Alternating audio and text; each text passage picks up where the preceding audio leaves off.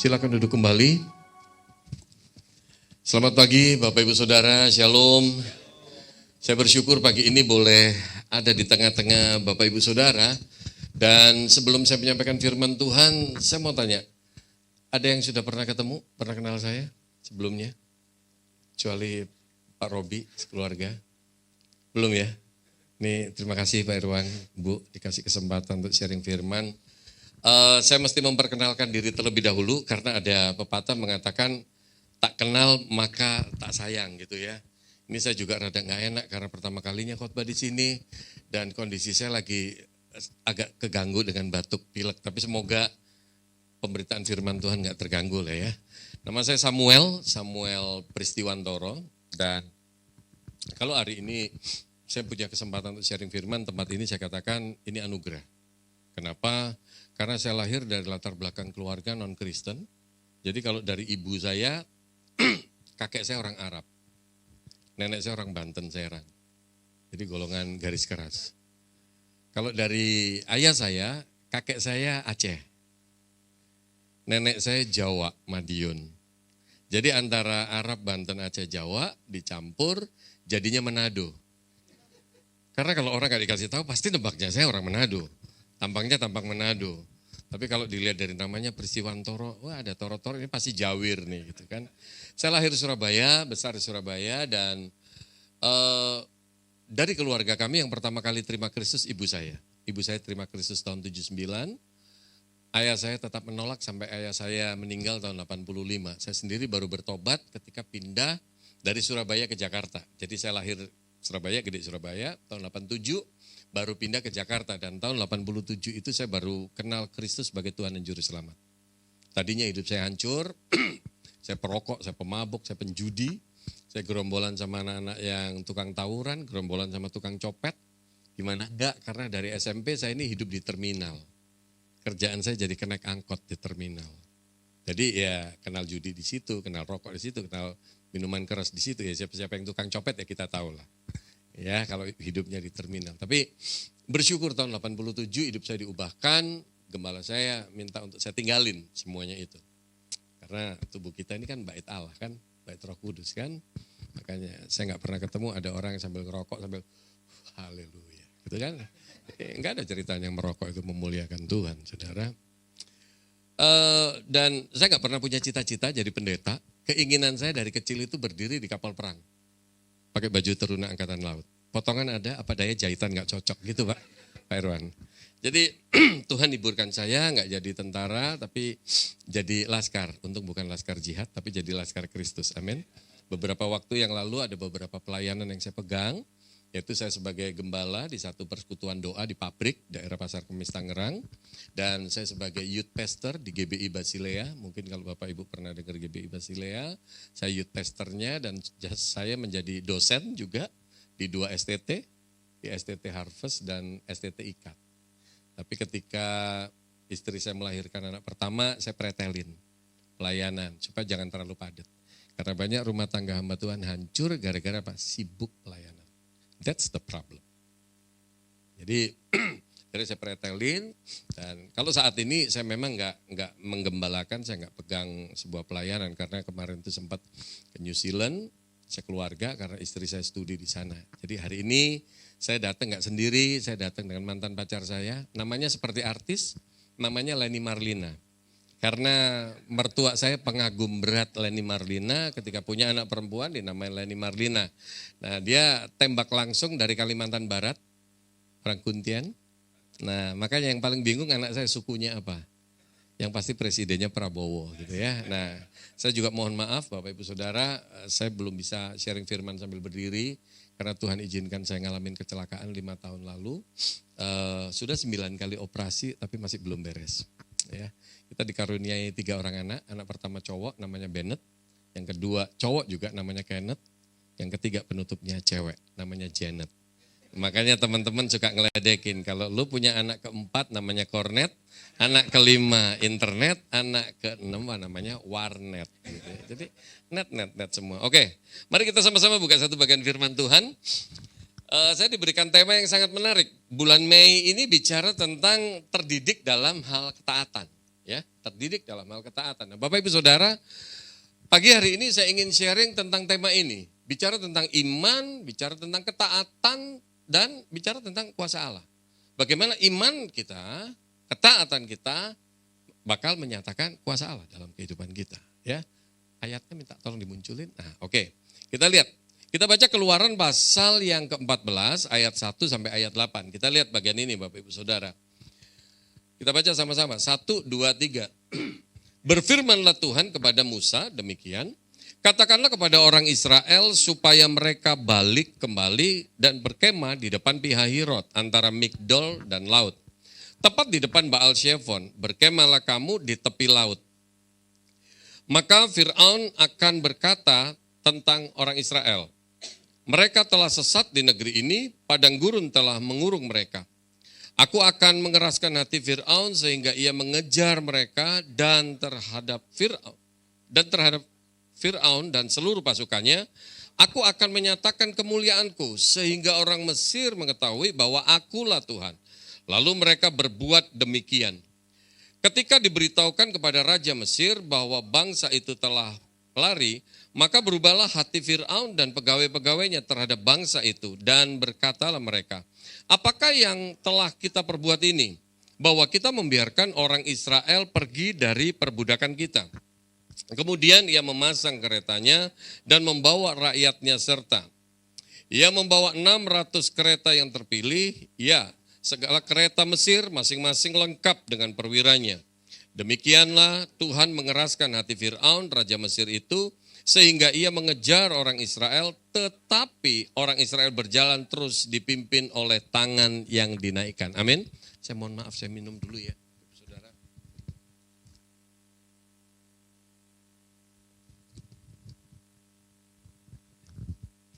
Nah Bapak Ibu Saudara, kalau kita bicara tentang iman, ketaatan, dan kuasa Allah, ini menarik sekali untuk kita renungkan, untuk kita belajar melalui bagian ini. Saya nggak akan khotbah terlalu panjang lebar Bapak Ibu Saudara, tapi kalau kita punya tema di bulan Mei ini, terdidik dalam ketaatan. Bagaimana dalam perjalanan hidup kita, saya seringkali katakan begini loh, kita kalau mau ngalamin kuasanya Tuhan, nggak ada rumusan lain, kecuali kita hidup taat. Setuju? Anda mau ditumpang tangan pendeta, mau yang gak terkenal sampai yang super terkenal. Tapi kalau kita gak taat, kita gak akan ngalamin kuasanya Tuhan.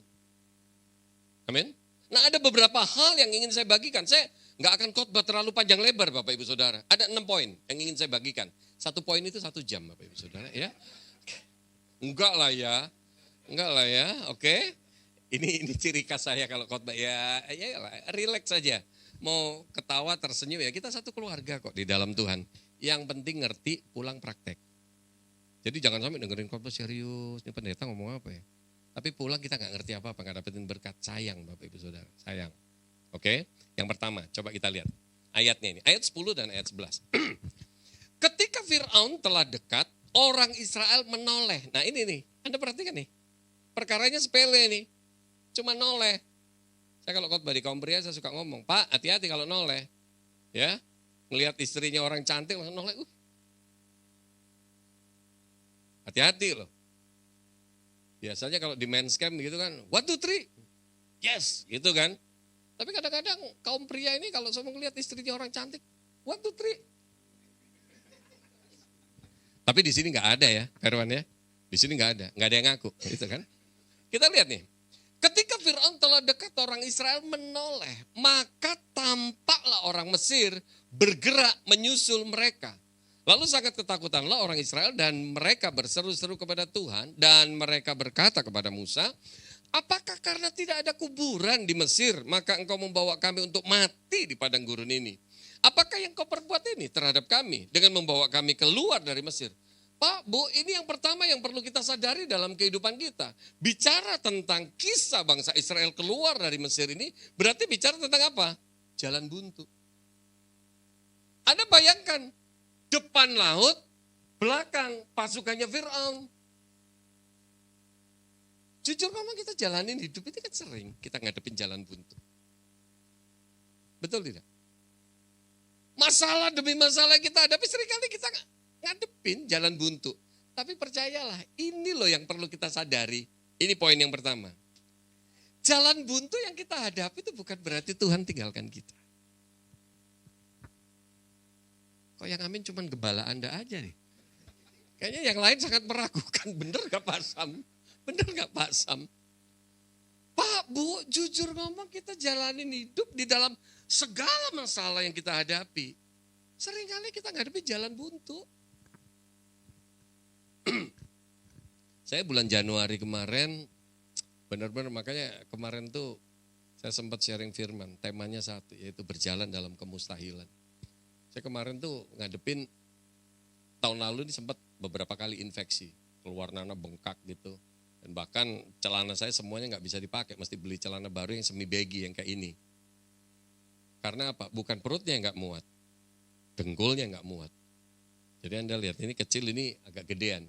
Saya udah 9 kali operasi, sudah 2 kali pasang implan Bapak Ibu Saudara.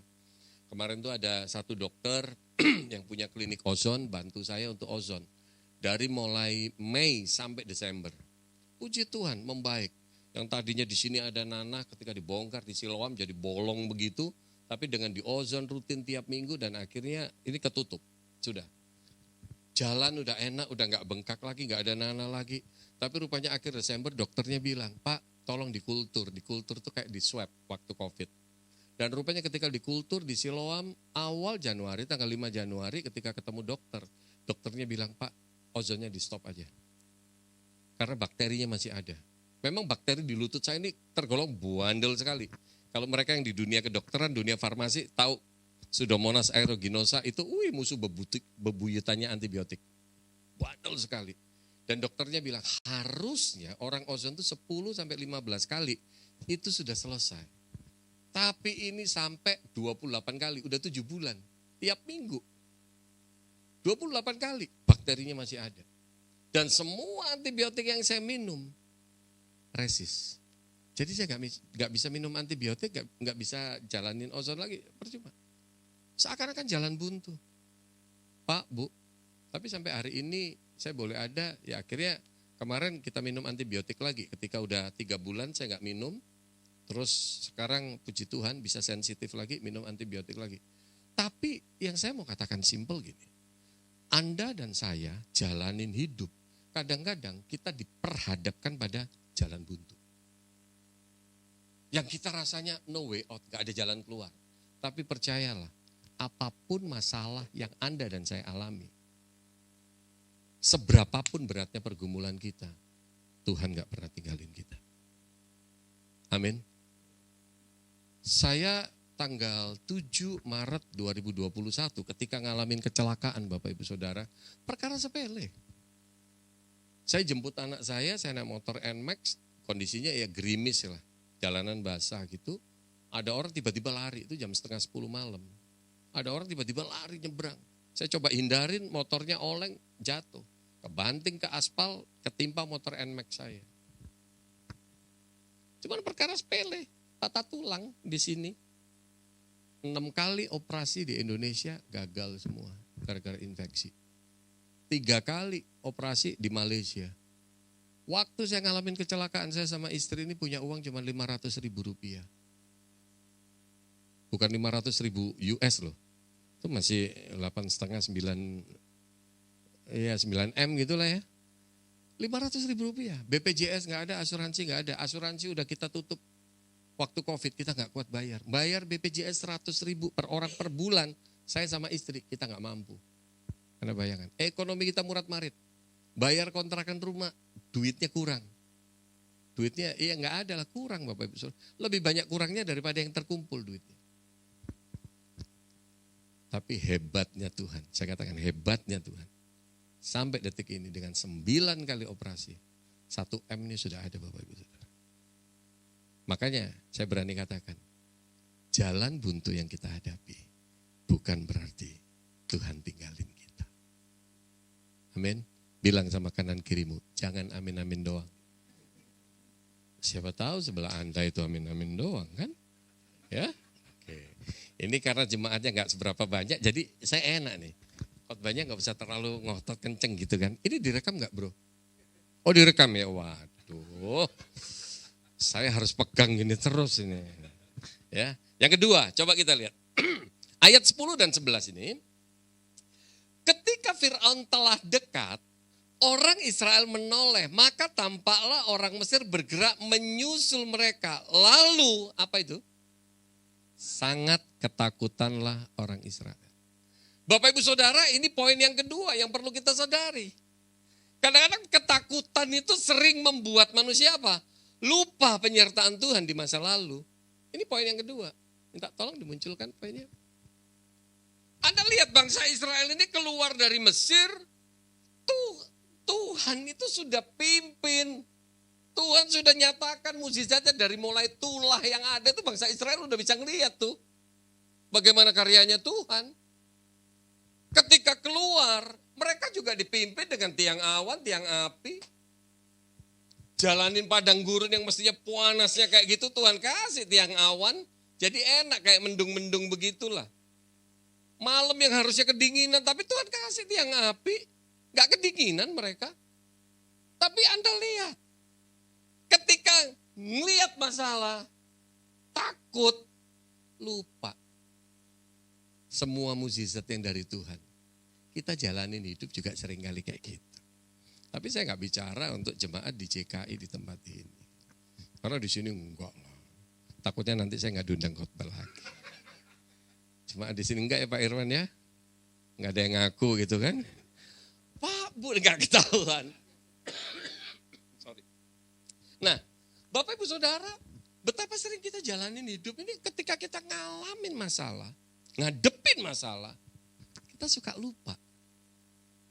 Penyertaan Tuhan, mukjizat demi mukjizat Tuhan di masa lalu yang kita sudah terima.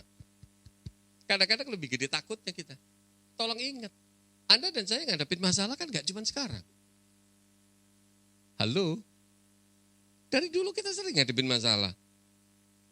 Yang harus kita tanamkan di pikiran dan di hati kita. Nah makanya ini terdidik dalam ketaatan ini menarik nih.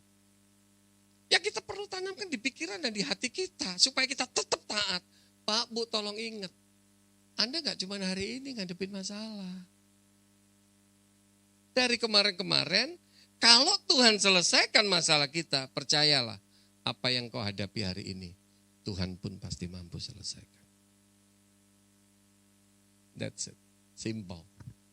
Saya itu kalau khotbah sepele banget, makanya banyak teman bilang, lu kalau khotbah itu ya kayak orang gak sekolah teologi. Ya udahlah, biarin, yang penting jemaat ngerti. Pak, Bu, ini yang perlu kita tanamkan. Ketika kita diperhadapkan pada masalah, mulai muncul ketakutan kita, kekhawatiran kita, seringkali apa? Kita lupa nih. Amin. Nah yang ketiga, coba kita lihat. Tetapi berkatalah Musa kepada bangsa itu, janganlah takut, berdirilah tetap dan lihatlah keselamatan dari Tuhan. Yang akan diberikannya hari ini kepadamu. Sebab orang Mesir yang kamu lihat hari ini tidak akan kamu lihat lagi untuk selamanya. Selama-lamanya. Tuhan akan berperang untuk kamu. Dan kamu akan diam saja. Apa yang kita belajar? Ini poin yang ketiga Bapak Ibu Saudara. Iman kita dimulai dengan apa? Sikap tenang. Tenang dan percaya. Ngadepin masalah hidup itu segede apapun, Pak, Bu, yang dibutuhkan ketenangan. Betul tidak? Anda lihat, kisahnya 5 roti dan 2 ikan, habis itu kisahnya Yesus berjalan di atas air. Itu cuma selang berapa jam, baru aja mukjizatnya kayak gitu. Betul?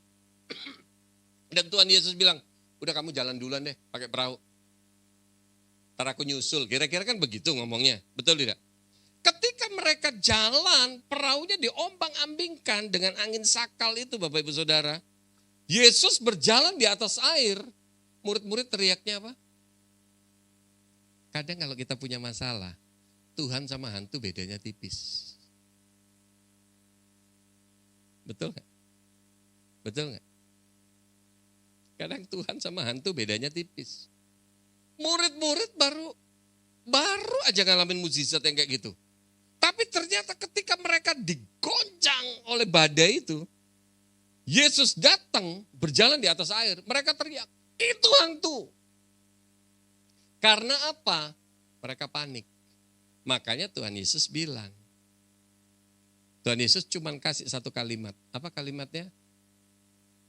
Apa kalimatnya? Jangan. Tenang, aku ini jangan takut. Anda lihat, statement yang Tuhan Yesus keluarkan itu keren banget. Tenang. Kalau Anda tenang, Anda bisa berpikir positif. Kalau Anda tenang, Anda bisa ngambil keputusan dengan benar. Kalau Anda tenang, Anda bisa benar-benar mengharapkan karyanya Tuhan. Makanya kenapa dalam tinggal tenang terletak kekuatan kita. Halo? Halo? Ini sikap yang kita butuhkan Bapak Ibu Saudara. Saya nggak tahu apapun masalah yang Anda hadapi, tapi seberapapun beratnya masalah yang kita hadapi, dibutuhkan sikap tenang dan tetap percaya. Sorry. Pak, Bu, saya ketika ngalamin kecelakaan ini, boleh dibilang ya dari 2019, saya sama istri ini kita ngalamin badai yang badainya itu nggak kecil Bapak Ibu Saudara. Orang kalau ngelihat kita berdua kayaknya wah happy-happy aja, Pak Sam nih kayaknya happy-happy aja, kayaknya hamba Tuhan yang kaya segala macam. No. Saya mobil juga dibeliin jemaat. Karena waktu itu yang ngelihat kondisi saya kayak gini adalah supaya jangan pakai motor lagi lah. Pak, Bu, saya ngalamin goncangan yang pertama 2019, ngalamin ketipu, nilainya nggak kecil, 1,3 M hilang, dengan utang yang harus kita beresin, termasuk kartu kredit yang mandek, 700 juta Bapak Ibu Saudara. Jadi kurang lebih 2 M itu, nggak gila aja puji Tuhan. Kita nggak cerai aja puji Tuhan. Sampai ada istrinya pendeta terkenal, sahabat saya. Ketika lama nggak ketemu ngobrol gitu, terus dia kan nggak tahu masalah saya. Ketika ngobrol sharing gitu, hah? Kamu sama Pak Sam tuh ngadepin yang kayak gitu Len? Lu nggak minta cerai kan? Sampai ini istrinya pendeta. Sampai nanya gitu, lu nggak minta cerai kan? Enggak, oh ya puji Tuhan. Pak, Bu, kita ngalamin goncangan yang kayak gitu. Diuber-uber debt collector. Dari mulai takut ngadepin debt collector sampai PD habis. Itu namanya the power of kefefet. Debt collector WA Sherlock udah di depan pos. Pak, apa perlu saya masuk? Oh masuk aja gak apa-apa. Kalau mau makan ya tinggal beli kan nasi padang kan ngobrol ayo. Pak, Bu, kadang-kadang kita ngadepin masalah hidup yang kayaknya waduh gimana. Kepanikan itu gak menambah sesuatu. Dibutuhkan tenang. Nah makanya ini terdidik dalam hal ketaatan ini tenang. Ngadepin masalah apa? Tenang. Itu yang Tuhan mau. Tetap percaya. Meskipun kadang kita gak ngerti. Anda kalau cari di YouTube, saya pernah diminta kasih kesaksian tuh. Di acara Solusi, di SCTV waktu itu. Itu saya ngalamin badai yang kayak gitu. Mobil gak kuat bayar cicilan, mobil sampai kita jual. Bayar rumah, untuk kontrakan rumah duitnya kurang, saya bingung. Tapi akhirnya di detik terakhir Tuhan cukupin. Sampai sempet anak-anak sekolah mau kita keluarin karena nggak ada duit buat biaya. Bayarin sekolahnya anak, tiga anak itu 6 juta sebulan Bapak Ibu Saudara. Sampai kita mau keluarin. Masalah itu belum selesai. 2020 COVID. Dari Maret sampai September semua jadwal khotbah di cancel. Padahal istri saya nggak kerja. Cuman saya yang pelayanan. Tapi rupanya yang saya lihat. Kalau Elia dipelihara sama burung gagak, Tuhan pakai burung gagak. Janda di Sarfat yang miskin, Tuhan penuhi. Meskipun dia miskinnya udah mentok itu janda di Sarfat, udah gak bisa lebih miskin. Waktu COVID saya ngalamin Bapak Ibu Saudara. Dalam tanda petik Tuhan kirimkan burung-burung gagak. Ada hamba Tuhan lah, ada jemaat lah, ada siapa tiba-tiba Gojek berhenti depan rumah. Pak, ini rumah Pak Samuel. Iya Pak, kenapa Pak? Saya disuruh ngirimin ini. Ya ngirim mie goreng, ngirimin nasi goreng, fuyonghai. Kadang-kadang ada taksi berhenti depan rumah. Ketika dibuka, ngirimin sembako. Ada hamba Tuhan juga, saya gereja di situ juga enggak. Saya full timer di situ enggak. Ada hamba Tuhan dan pengurusnya beberapa kali datang, ngirimin sembako, ngirimin berkat. Sampai keluarga kita selama COVID terpelihara. Dan bahkan sampai hari ini anak-anak juga tetap bisa sekolah. Meskipun harus pindah sekolah. Saya waktu itu sempat pikirin, udahlah keluarin deh anak-anak sekolah. Ntar kalau kondisi sudah aman baru masuk sekolah lagi. Tapi ada teman nyaranin pindah ke homeschooling. Ketemu homeschooling ketika ngobrol sama yang punya homeschooling Pak Irwan. Rupanya apa? Pak, boleh nggak minta keringanan untuk uang pangkal 2 anak ini? 2 anak, uang pangkalnya 13 juta, saya tawar 5 juta, 2 anak. Boleh nggak Pak? Itu pun saya cicil 5 bulan.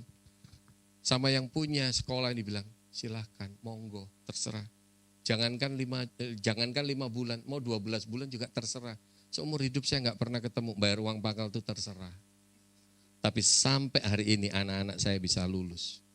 Pak, Bu, dalam hidup kita ketika kita ngalamin masalah yang dibutuhkan ketenangan. Tetap percaya.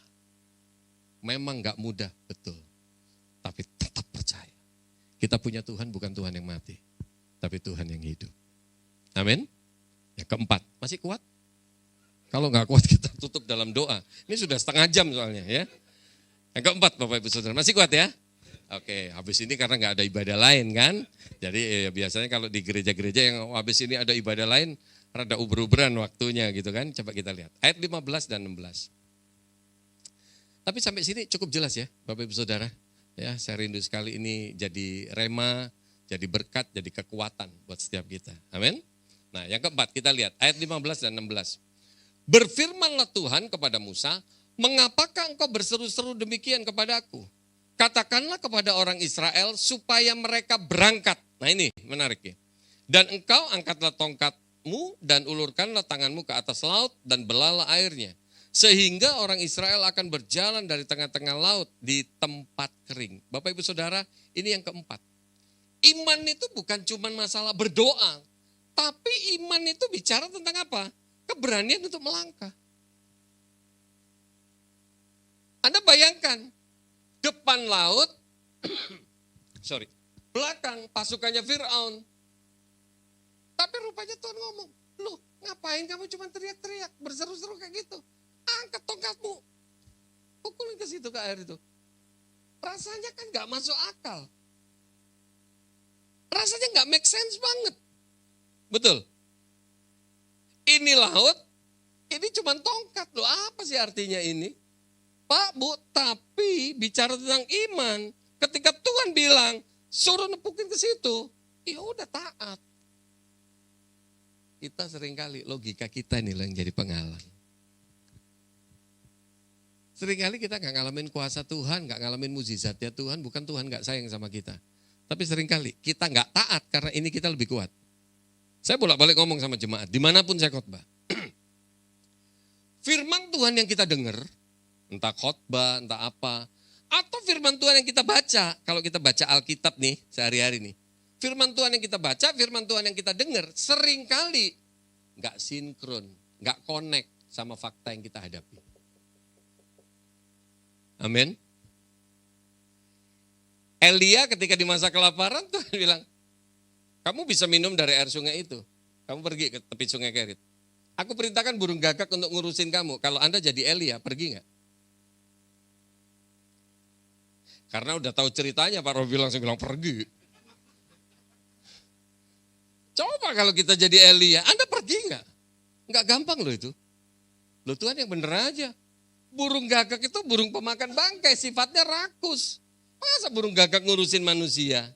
Pak, Bu, firman Tuhan sama fakta yang dihadapi, nggak sinkron. Amin. Disitulah dibutuhkan taat, nurut. Janda di Sarfat, miskinnya sudah mentok. Ketika Elia bilang, Bu, bagi air dong. Janda ini baru mau ngambil air. Elia bilang lagi, Bu, kasih roti unyil dong. Lo kan roti bundar kecil. Lo kalau gede roti boy atau roti o. Anda jangan salah. Betul kan? Elia minta roti bundar kecil. Roti unyil. Makanya bolak-balik saya bilang sama jemaat, coba di cross check itu yang di Bogor itu yang punya orang Kristen enggak? Jangan-jangan itu inspirasinya dari kitab 1 Raja-Raja. Ternyata benar yang punya orang Kristen. Pak, Bu, ketika Elia bilang, kasih aku roti bundar kecil. Janda ini bilang, demi Tuhan Allahmu yang hidup, aku gak punya apa-apa. Aku cuma punya tepung segenggam sama minyak dalam buli-buli. Sekarang aku mau nyari ranting 2-3 potong, aku olah, aku bikin roti gitu ya.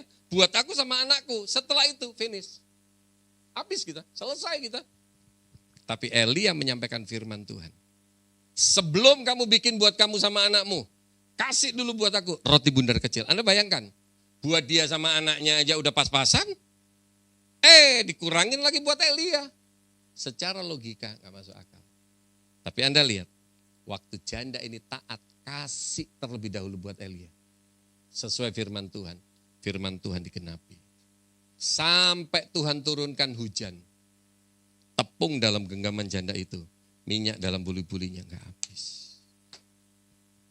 Makanya saya khotbah dimanapun saya sering kali katakan, jangan remehkan sama yang namanya nurut sama Tuhan. Kadang firman Tuhan itu gak sesuai sama logika kita. Tapi belajar taat. Makanya tema bulan Mei ini pas banget Bapak Ibu Saudara. Pas banget. Amin. Nah ini, kita butuh keberanian untuk melangkah. Yang kelima, coba kita lihat. Yang kelima. Berfirmanlah Tuhan kepada Musa, mengapakah engkau berseru-seru demikian kepadaku? Katakanlah kepada orang Israel supaya mereka berangkat. Dan engkau angkatlah tongkatmu dan ulurkanlah tanganmu ke atas laut. Dan belahlah airnya. Sehingga orang Israel akan berjalan dari tengah-tengah laut di tempat kering. Bapak Ibu Saudara, ini yang kelima. Tadi saya katakan, iman itu membutuhkan ketaatan. Kita punya iman, tapi kalau nggak pernah mau taat, nggak akan pernah ada mukjizat. Iman itu membutuhkan ketaatan, sekalipun itu di luar kemampuan kita untuk memahami Bapak Ibu Saudara. Nggak sepenuhnya kita bisa mengerti sekarang. Kadang-kadang kita ngerasa, loh Tuhan ngapain sih Tuhan? Kayak urusannya Lazarus. Marta Maria udah kirim utusan, tolong dong. Lazarus lagi dying nih. Tapi Yesus sengaja diam gak langsung datang ke rumahnya Lazarus. Tapi ketika Lazarus sudah mati, baru Yesus ngomong sama murid-murid, ayo jalan ke sana. Kalau dipikir, lah kenapa gak kemarin? Kenapa nunggu mati dulu? Kita itu gak sepenuhnya bisa paham. Pikiran kita itu terbatas. Pikirannya Tuhan itu benar-benar luar biasa. Timingnya Tuhan, waktunya Tuhan. Tapi statementnya Tuhan bagus. Tuhan bilang, lebih baik sekarang nih perginya. Supaya apa? Murid-murid imannya lebih dikuatkan, mereka bisa lebih percaya. Betul tidak? Kalimatnya Marta Maria, Tuhan sekiranya kamu ada di sini, saudaraku gak mati. Artinya apa? Kalimatnya Marta Maria ini, Tuhan kamu datang sekarang, udah telat. Betul tidak? Udah telat Tuhan, dia udah mati. Artinya Marta Maria mengharapkan, oh Yesus bisa tolong sembuhkan Lazarus sewaktu Lazarus hidup. Tapi sekarang Lazarus sudah mati, udah telat Tuhan. Pak, Bu, mungkin Anda lagi ngalamin seperti Marta Maria. Mungkin Anda ngerasa bahwa Tuhan masalahku segini berat. Kayaknya ini udah telat Tuhan. Semuanya udah terlanjur rusak, semuanya udah terlanjur gak bener Tuhan. Udah telat Tuhan, nasi udah jadi bubur. Di mata Tuhan, kalau nasi udah jadi bubur, tinggal cari cakwe. Cari ayam disuirin, jadi bubur ayam. Tuhan gak pernah telat. Waktu Tuhan selalu yang terbaik. Tapi Anda lihat, ketika akhirnya kubur Lazarus dibuka, Bapak Ibu Saudara, Lazarus dipanggil keluar, mukjizat terjadi. Lazarus dibangkitkan. Marta Maria dikuatkan. Murid-murid dikuatkan imannya. Amin. Makanya namanya taat sama Tuhan itu penting sekali Bapak Ibu Saudara. Yang keenam, yang terakhir, haleluya. Kalau bicara terakhir ini mukjizat terjadi. Yang ngantuk dicelikkan, yang loyo dikuatkan gitu kan.